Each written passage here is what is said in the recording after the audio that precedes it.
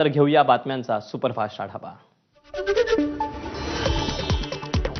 आगामी स्थानिक स्वराज्य संस्थांच्या निवडणुकांसाठी 1 जुलै 2025 पर्यंत मतदार यादी वापरण्याचं नियोजन त्या दृष्टीने तयारी करावी, राज्य निवडणूक आयुक्त दिनेश वाघमारे यांचे निर्देश। ठाकरे बंधूंनी एकत्र मनपा लढाव्यात असा लोकांचा दबाव, इंडिया आणि मवियाची स्थानिक स्वराज्य संस्थांमध्ये गरज नाही, संजय राऊतांचं वक्तव्य। देहू रोड वगळता राज्यातील कॅन्टोन्मेंट भाग विलिनीकरणाला तत्वतः मान्यता, पुण्यातील खडके आणि पुणे कॅन्टोन्मेंट महापालिकेत विलीन होणार। मुंबई आणि महाराष्ट्र विरोधात बोलणाऱ्या निशिकांत दुबेंचा खारमध्ये कोट्यवधींचा फ्लॅट, महाराष्ट्राकडे कोणतेही उद्योग नाही म्हणणारे दुबे स्वतःच मुंबईतील बड्या कॉर्पोरेट कंपनीत माजी डायरेक्टर होते। राज ठाकरे 18 जुलैला मीरा रोडला जाण्याची शक्यता, मीरा रोडमध्ये झालेल्या मोर्चाला पोलिसांनी परवानगी नाकारली होती। बोरिवलीत मनसेची उत्तर भारतीय फेरीवाले व्यावसायिकांसोबत बैठक, मुंबईतील भाषिक संघर्ष टाळण्यासाठी मनसेची भूमिका काय हे उत्तर भारतीयांपर्यंत पोहोचवण्यासाठी बैठकीचं आयोजन। पावसाळ्यात अतिक्रमणाची कारवाई थांबवावी, जलील यांचं मुख्यमंत्री, मनपा प्रशासक, विभागीय आयुक्त, जिल्हाधिकारी आणि पोलीस आयुक्तांना भावनिक पत्र।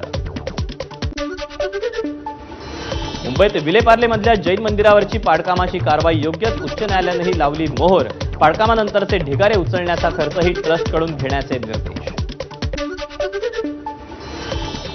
मुंबईतील आझाद मैदानावर उद्या ख्रिस्ती समाजाचा आक्रोश मोर्चा, आमदार गोपीचंद पडळकर यांनी ख्रिस्ती धर्मगुरूंबाबत आक्षेपार्ह विधानं केली होती, याच्या निषेधार्थ ख्रिस्ती समाजाचं आंदोलन।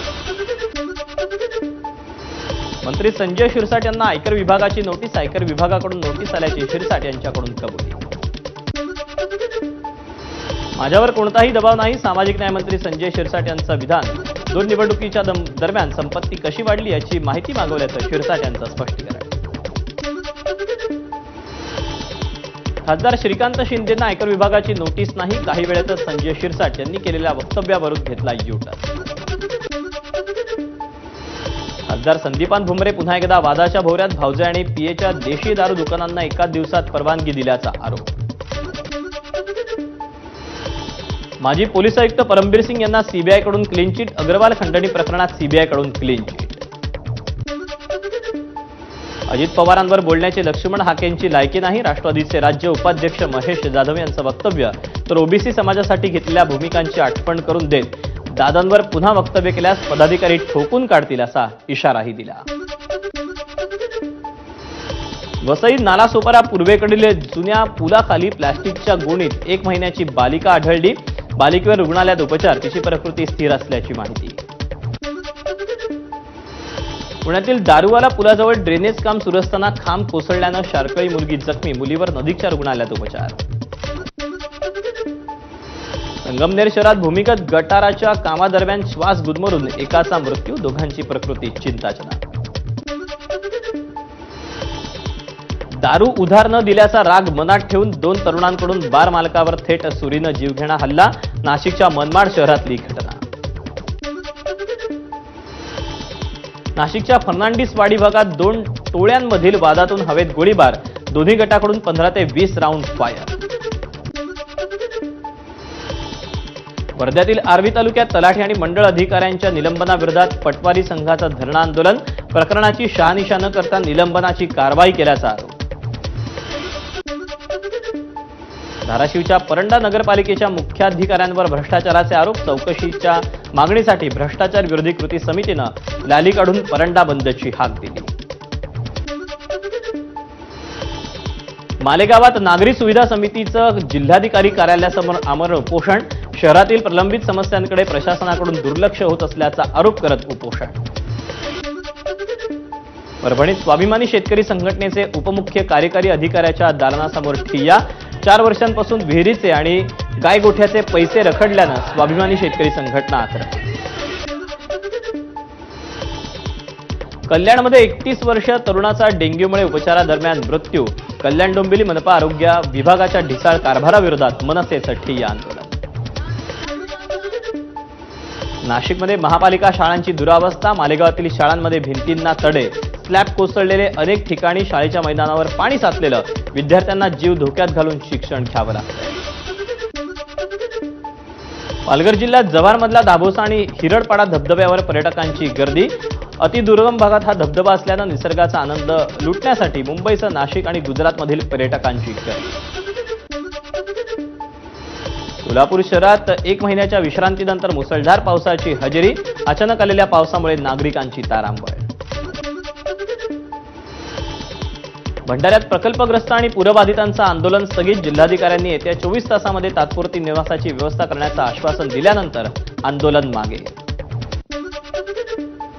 गडचिरोलीची पूरस्थिती तिसऱ्या दिवशीही कायम. गोसेखुर्द धरणातून पाण्याचा विसर्ग कमी केल्यानं पूर ओसरायला सुरुवात.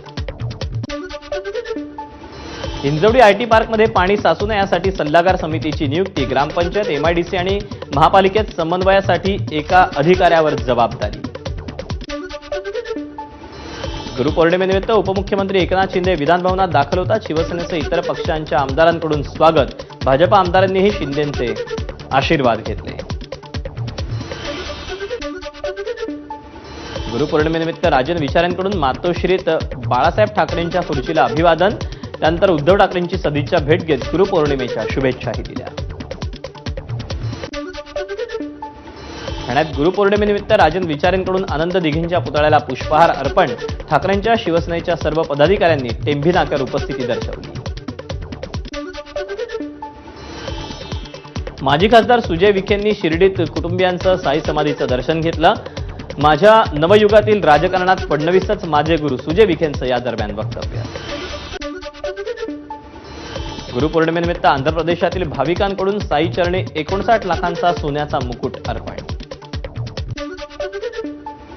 गुरुपौर्णिमेनिमित्त तामिळनाडूच्या दाम्पत्याकडून साई चरणी 3 लाखांचा 54 ग्रॅमचा हिरा अर्पण.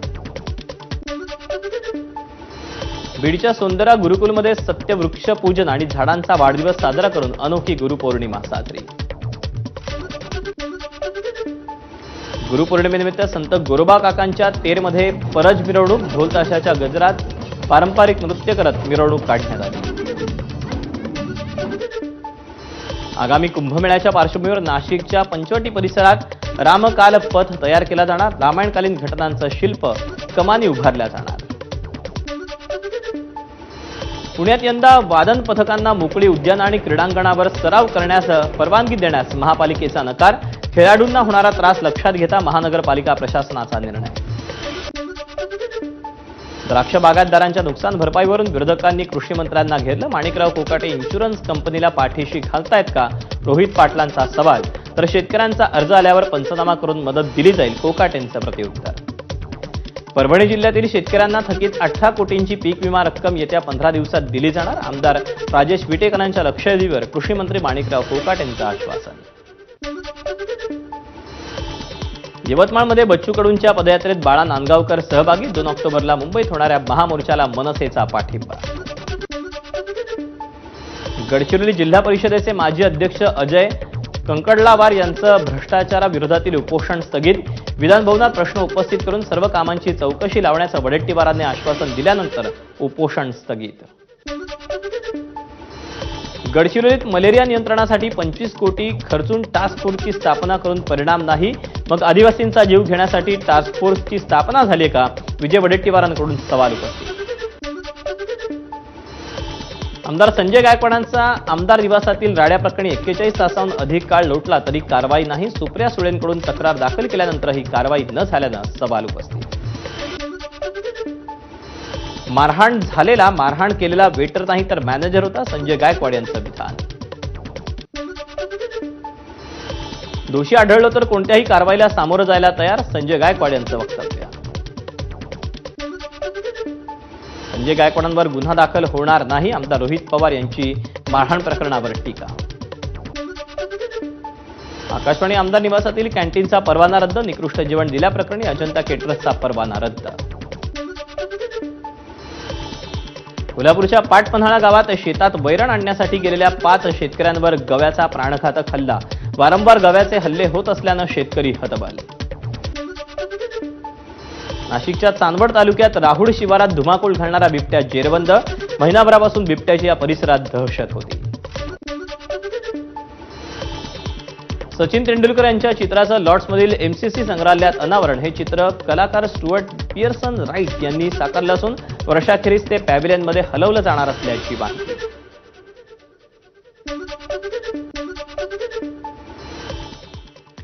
आणि यानंतर बातम्यांचा सविस्तर आढावा. बातमी उपमुख्यमंत्री एकनाथ शिंदे यांच्या दिल्ली दौऱ्याची.